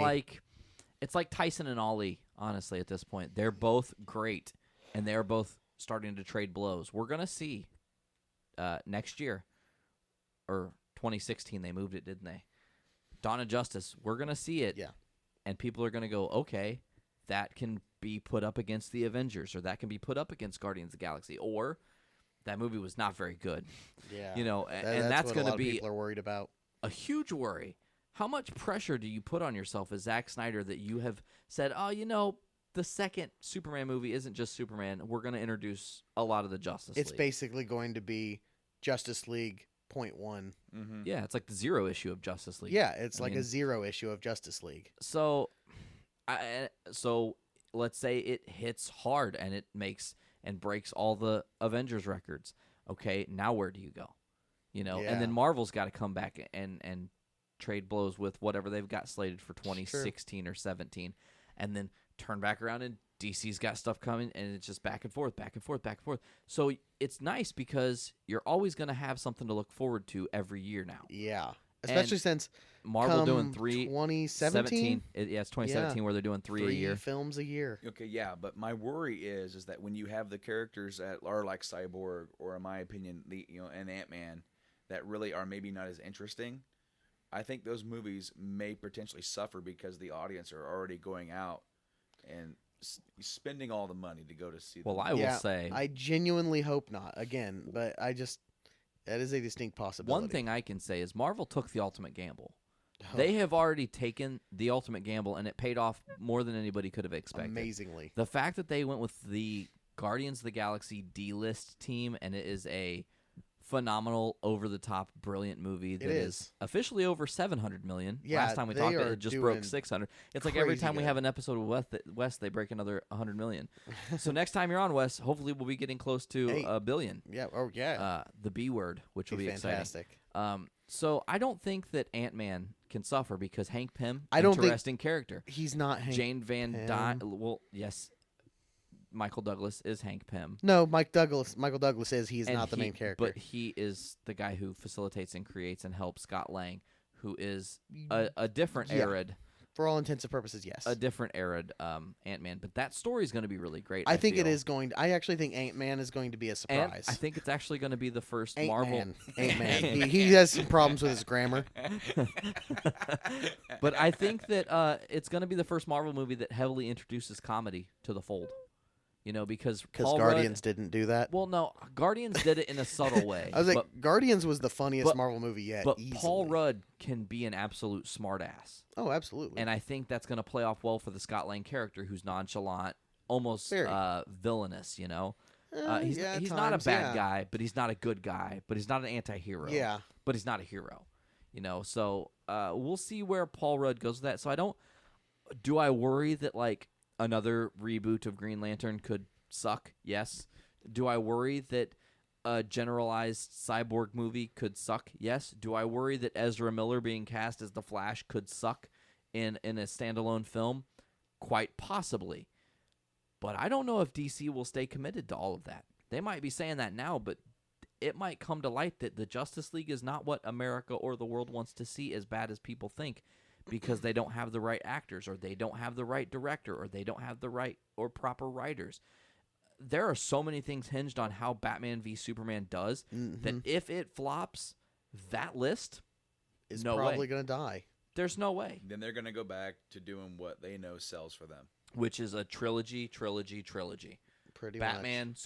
Batman, Superman. And that's mainly Batman. Which is for that. Well, I mean, that'll if Dawn of Justice flops, that'll basically probably for at least 20 years take them out of competition with Marvel in the cinematic universe directly. They'd have to refocus all their efforts. They would have to they would never be able to catch up to Marvel. And if they don't, they're missing a prime opportunity, because if you introduce Grant Gustin's Flash, Stephen Amell's Arrow, and bring those two into the Justice League and have a television show that brings people back and forth, and you go see them on the big screen, but then there's a storyline happening just like Agents of S.H.I.E.L.D. is doing. I haven't got there yet, but really I'm gonna. So far. But it's funny. I talked to you about it, and you were like, well, about midway through season 1, it picks up once the Captain reveal. Picks up crazy good. You said once the Captain reveal happened, right? So then I go on, and there was a little article that was like the 21 best and worst superhero television shows, and I'm going through the list, and there was like Shazam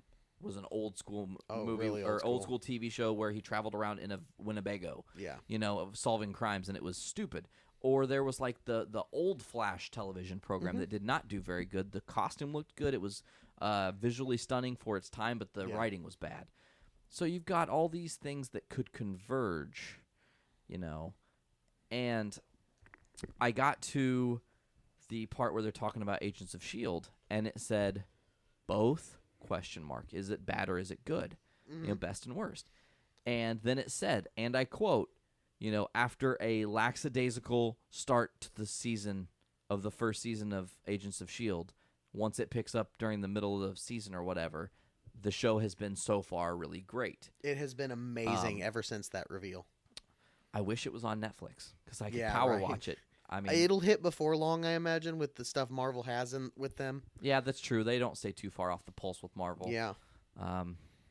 Avengers was only like 6 months after it released on Blu-ray. Yeah. It was out, but I worry for DC's sake that they are keeping their worlds so separate that it could hurt them.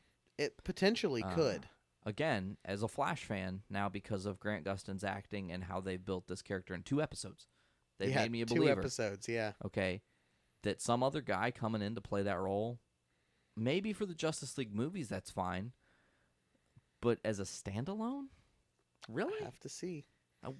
We'll see. Was that like 2017 that the Flash movies, or 2018 the Flash movies supposed to come out? I haven't memorized the lineup. Yeah, but or it could go the actual opposite way, and maybe the show starts declining in ratings, and they kind of can it after a season, and then recast it with him. Yeah, then they could just start over. I mean, that's also a possibility.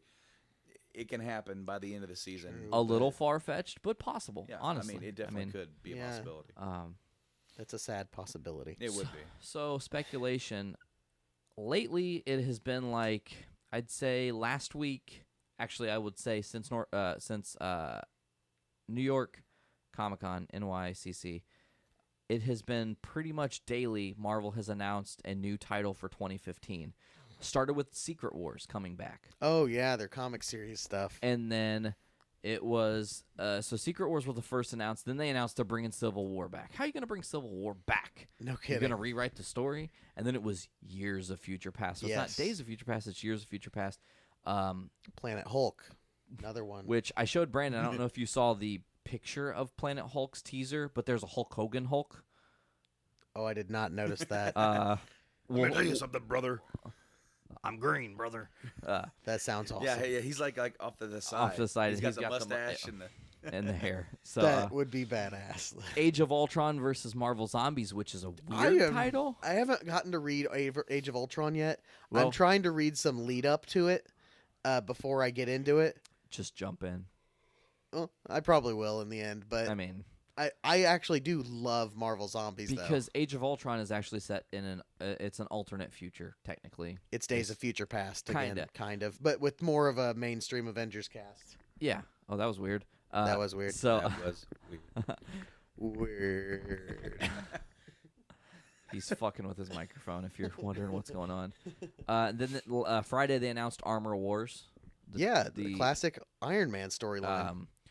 So I do a little research, and a guy online has stated that he firmly believes that Hickman, because Hickman's name has kind of trickled mysteriously in each of these in little ways, like, oh, Hickman's involved, or he is writing it, or he's talking about writing it, that they think that the new Avengers storyline with Hickman, with all these alternate universes and alternate timelines from time travel and the all-new X-Men and all this stuff, that all these series coming back into the fold are to essentially ground zero the entire Marvel universe and start over.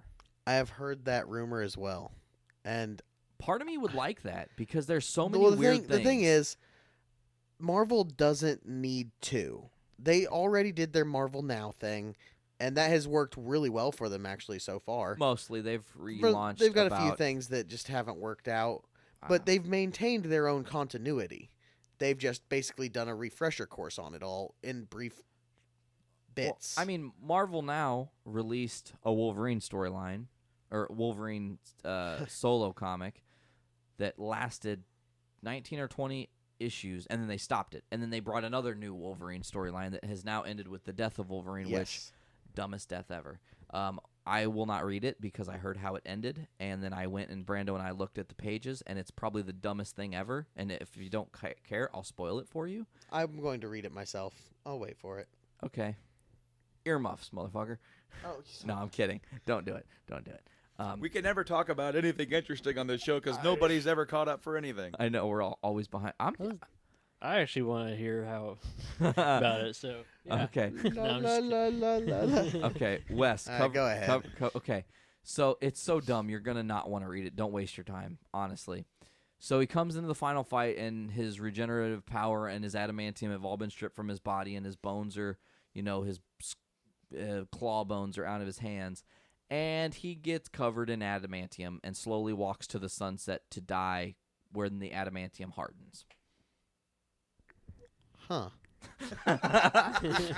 He's just like, oh, okay. I'm glad I didn't waste my time. I don't think that's horrifying, and it's not the worst death ever. It's so lame. But you're just gonna cover Wolverine in adamantium, like strip away all his powers, and that's how he goes. I'd have to understand the situation completely, but yeah, I mean, cool covers. They had some really neat comic the cover's covers really for cool. The cover of Death carrying his dead body, that's Mhm. cool. He was but I'm naked. yeah, He was naked He Laszlo. was. I'm naked. That's back to backs. We've referenced that. Chatterbox, ladies and gentlemen. Absolutely. GTA Vice City. So, in the comic vein, you guys are so far behind, but I don't think... You fucked that all up. What? That was not Vice City. It was 3. I cannot, as the game It collector, was sit 3. here and Shit. let this atrocity go unpunished. It was 3. But the Return of Laszlo was Vice City, right? Yes. Well, Or- that was He was actually- involved, yes. He was on the rock station and Exactly. it was set before. Yeah. See, I'm backwards. I set you straight, motherfucker. Thank you. Let's go on. But I know you guys aren't caught up, and we can't talk about anything interesting on the show. But the Walking Dead 132 had a twist that as soon as I read it, I actually stopped everything that I was doing, got my phone out, and the only thing I was doing was reading it. So I stopped reading it because it was over. I stopped everything I was doing, except breathing, of course. I got my phone out and I texted Brando and I was like, holy shit, have you read 132? And he said, no, don't spoil it. And I said, okay, here's how it goes. I didn't spoil it. You know? That would be great. He goes, Okay, here's how it went down. He goes, I am speechless. And I said, okay. Okay, yeah. So I want to talk about it in depth, but it's such a good and creative twist that I'm saving and not even getting We're close going to have to a to spoiler. wait until no one else is on the podcast, but you and I. And then just real quick brush over it. Brush over it. Like, we have not talked about the damn comic since August. That's true. We did discuss that, and there's a lot that's happened.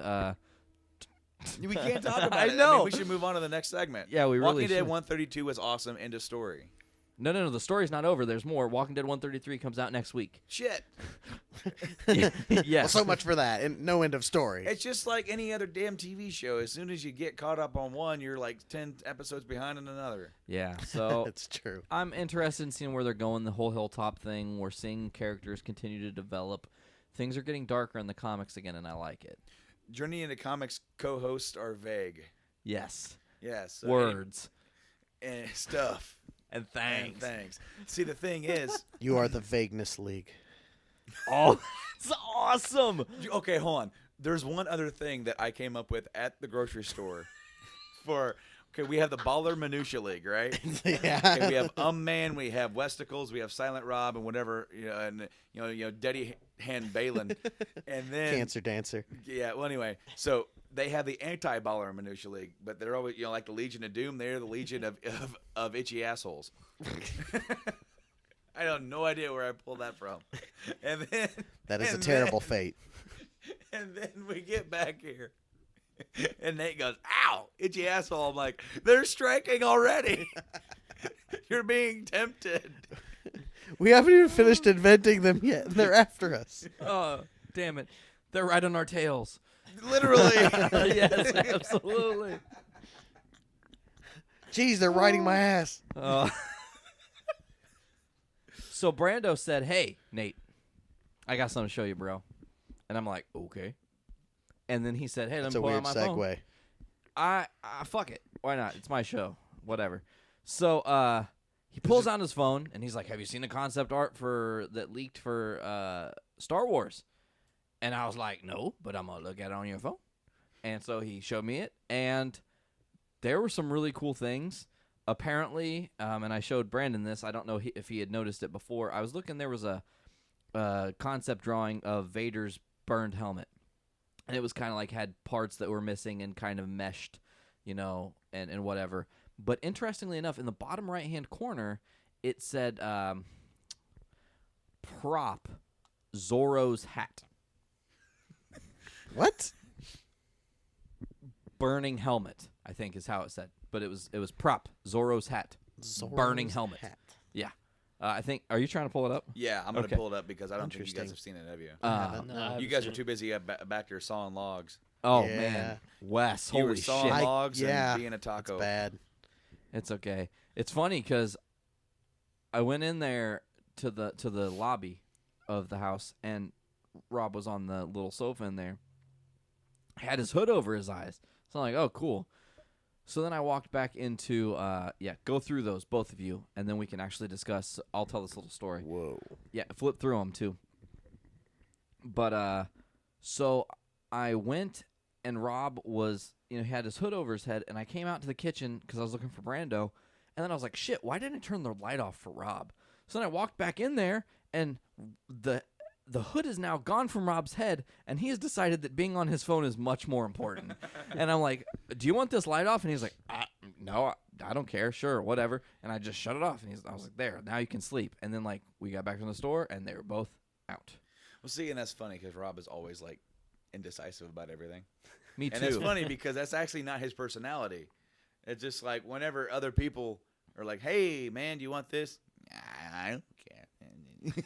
It's because here are the things. One, he doesn't want to turn down an offer if it's good. Like, if he went to somebody's house and they're like, hey, would you like a water? He doesn't want to be the dickhead that's like, I don't want your fucking water. But at the same time, he doesn't want to be the dickish asshole who, hey, what do you want to eat? Well, my taste, you know what I like to eat. I like to eat at Wendy's, And so he just keeps it kosher. And he decides that it's good to just be like, whatever you decide, man. Wendy's it's cool. is such a high rolling place. Oh, fuck yeah, dude. Have you tried their smoked Gouda? They have great bacon. No, their smoked Gouda. Oh, it's good. On No, it's really good. Pretzel bun. Did you see the Zorro hat? Yes. Did you very read it cool. too? Yeah. Yeah. Brandon, pull that back up for me. The shit. first two pictures were my favorite, though. Oh, well, yeah. I mean, it's obvious. A lot of the other things are set pieces or concepts. Yeah, for, and some of them are really cool. I love seeing the AT-AT2 AT-AT on the side. ground. That was cool. Yeah. Well, I mean, that a lot of that begs to question. Hoth had global warming.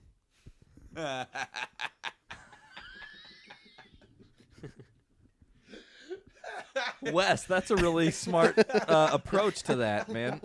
If only Al Gore existed in the Empire, he could have I'm saved super it. ethereal. Man, We have to birthday. save Hoth. Think of all the wampas. It's a man bear pig. Man bear pig. I think you killed Brandon. Oh, shit. I loved the TIE fighter.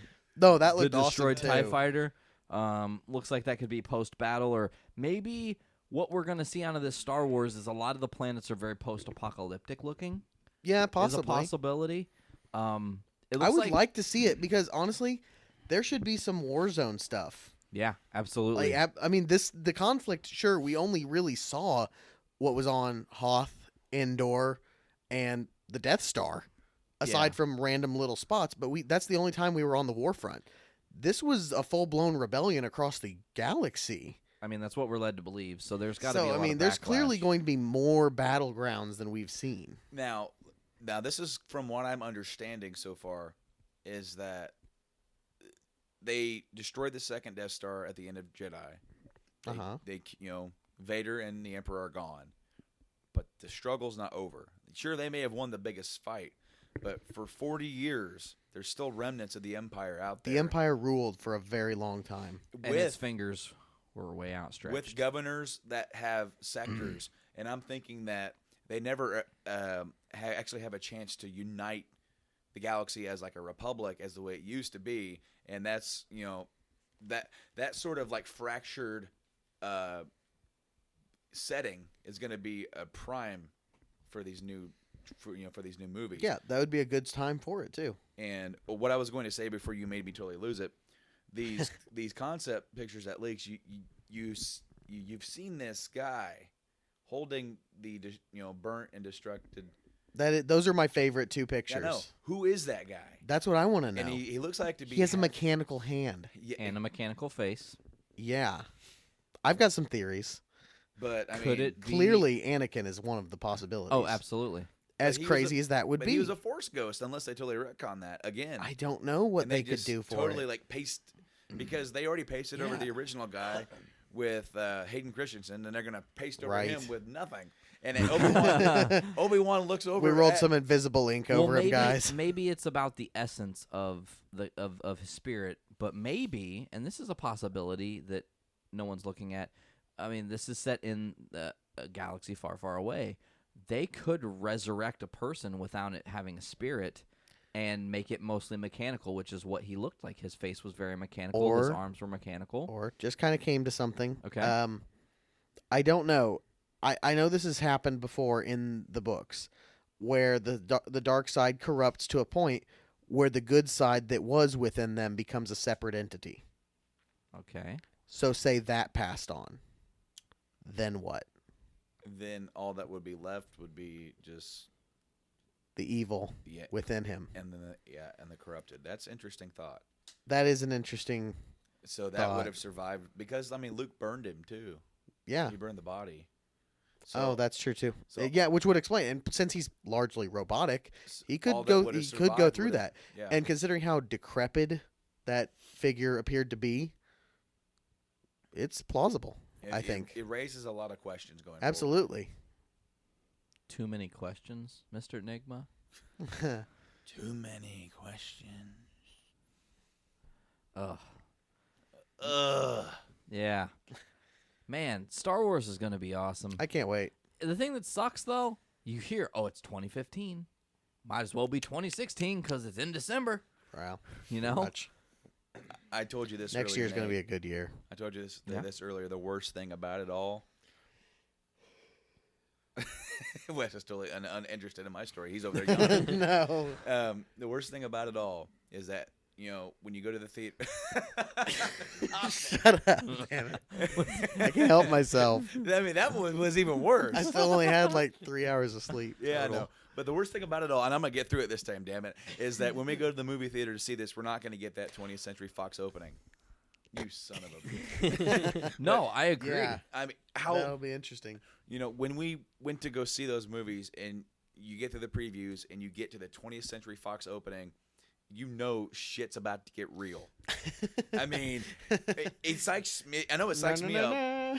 Like when I go back and rewatch those films, it's like I still get somewhat of a like a chill. Like Yeah. And then it's the calm of the long time ago, and then In the galaxy. That's where I get chills. and the galaxy. Mm-hmm, That's the part where I'm just going to be like, Yeah, I mean, but then we always have to have that question in the back of our hands. A question on the back of our hands that we've clearly written to remind us. Okay, I'm going to play something for you guys, and I'm going to play it into my microphone as well so the listeners can I was get it. asking a question. Oh, shit, my bad. You weren't even listening. I was focused on getting this ready. Sorry. wow. Jesus Christ! What a good co-host. I screwed up. Go ahead. What's your question? Yeah. Okay, so see now I forgot. No, the question to ask here about episode 7 is the same question that was asked about episode 1. What if it sucks? Right. Are we going to get fanboys 2 out of this? Oh my gosh. That's actually That would cool. be great. But I love mean, that movie. The only positive thing about this is that through the making of the prequels, they should now know how to not make a Star Wars movie. Yeah. True. Which, okay, for all intents and purposes, the first 3 were not awful as movies. They were not good Star Wars movies, but they were not awful movies in general. If they weren't tied to the Star Wars universe and you knew nothing about those characters, you could go, okay, those are fun. They're not the best acted. They're a little overproduced. And there's at least one character that everyone wants dead. Okay, yes, fact. Everyone fucking hates Jar Jar Binks. I get it. He's How's that? awful. See, I was thinking about him, but I also thought about the casting choice for Anakin was not very well done either. True. Yeah. Could have been done better. He showed better in the third one, but the first 2 were clearly lacking to And me. you said this already, sort of the best, and I'm just going to say this for you, the best part about the prequels was freaking Ewan McGregor. Absolutely. for sure. His Obi-Wan Well, was near flawless. Liam Neeson was pretty badass too. As Oh, I was loved Darth him as Maul. Qui-Gon, actually. No. They introduced interesting characters, a couple of interesting concepts. It's just that the 3 movies as a whole didn't pull it off near as well as they could It's have. the backstory that is really the charm of it. The Yeah. silent rise of the Emperor. That That is is interesting when to he me. finally pulls it off in episode 3. Yeah. So I pulled this up for you guys. I'm going to play it into the microphone now. Sorry Hey, that I we're screwed cool up. now. We have completed our thought. We've completed the question. Okay, so you said that you're going to miss the 20th Century Fox intro for Star Wars, but I'm going to remedy that for you, okay? So I'm going to play this little clip here, and I hope you guys enjoy. Is it just 20th Century Fox?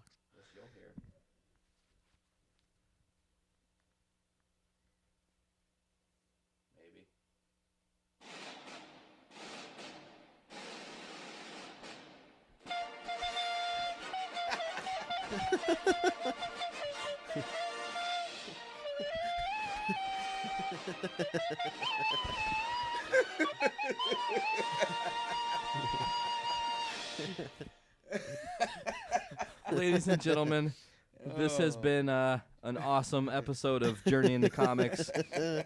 I figured you guys would like that. They've also got Jurassic Park trumpet, and that shit's fucking hilarious.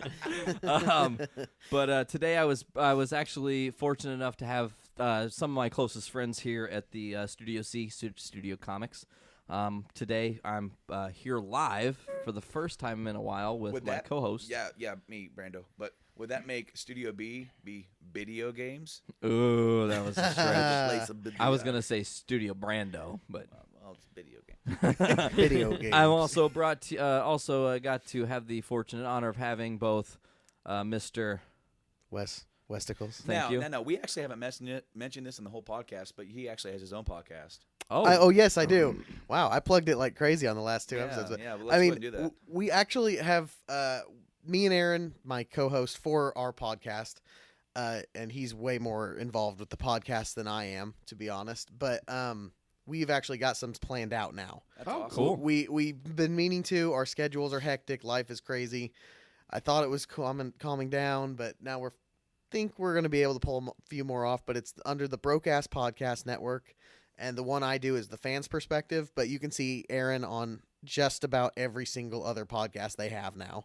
Yeah. And the skits they do. But it's really great. And some of the stuff they're doing now, they've got their original little skit show they're doing about park rangers. It's fucking great. It's funny stuff. When you get your stuff lined up and get some new episodes out, be sure to let us know, and then we'll link it. Oh, absolutely. We'll link it on our Facebook to let our audience know exactly when that's going to get Our up. pointless ass Facebook because we have to pay to promote it. You know what? You are right, but then we can use our personal account. I want to help our friend. I know. I want to help Wes He's too. a good person. He is. We're also trying to steal you. What? Oh, shit. What? Oh, No. what? No. You want to be the Never. third NWO guy? Yeah. Though, to be completely honest, I've now done 3 podcasts with you guys and only 2 of my own. That's pretty awesome. Oh, shit. They've been 2 really good podcasts, though. Fair enough. Fair enough. And then lastly, but certainly not least, one of my favorite people to have on the show. Not a lot of insight, but one of my favorite people, Mr. Rob. Thank you for coming on again. Oh, you're welcome. He's like, I want to stay silent, damn it. You Don't know make what? me talk. Yeah. He was really silent tonight. And we had topics that I thought he was really going to talk about, but I think we already talked about it before we could actually get a word in that, edgewise. Yeah. Of course. So what I'm going to do to kind of close out, I know I did our little rundown of who's all here, but just for S's and G's because I told you guys about it, I'm going to look up the Jurassic Park trumpet. Yeah, the anticipation's killing me. If I could spell. By the way, guys, while he's doing this next week, we're going to have part 2 of our ghost hunt episode where we're going to be talking about some of our ghost hunting stories. Hopefully, we're going to have our good buddy Matt with us, who went with us on the ghost hunt. He's part of my ghost team, and also playing some sound bites and some evidence. So, hope you guys stay tuned for that. Okay, how about this real quick? Because I just noticed this. Did you know that Universal Movies has its own YouTube, and the only videos on their YouTube, as far as I'm seeing right now, are their movies, i.e. Jurassic Park is in full on YouTube? Are you sure that you don't have to pay for it? I don't know. I'm not going to click it because I don't want it to start playing Jurassic Park, but I am going to play this for you guys. I should already hit the load button. I suck at this. Quite so. Oh, it's right there. You don't even know where the next speaker is. Well, I had flipped it. To Jurassic Park. It's a melodica.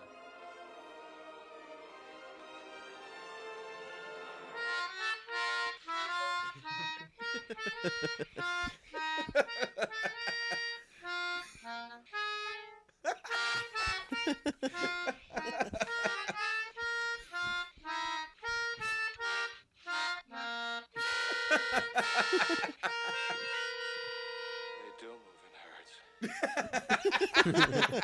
herds. Hey, fun. thanks for checking out the podcast, guys. Thank you all for listening so much, and until the next time, right? Yep. All And right. you stay classy, San Diego. Fuck yeah.